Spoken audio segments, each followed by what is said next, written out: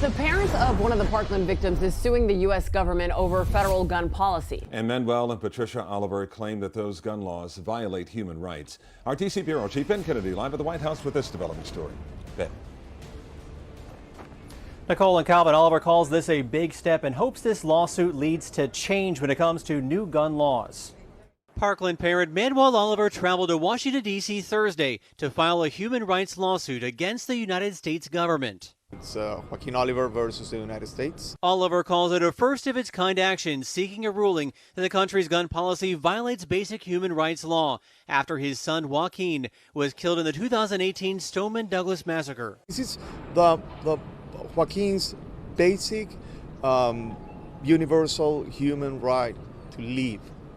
And that is so important. Do you feel the federal government does bear some responsibility?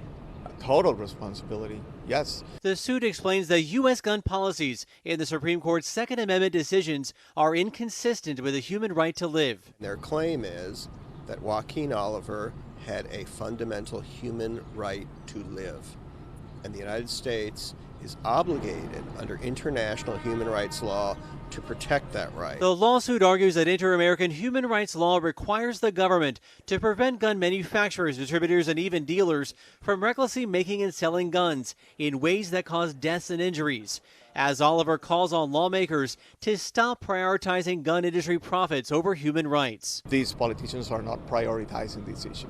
They should and they must, and if they don't, we will force them to do it. Now, Oliver wants this lawsuit to make Congress to take action for one, to ban assault weapons in high-capacity magazines, something President Biden has been pushing for. Reporting live at the White House, Ben Kennedy, Local 10 News.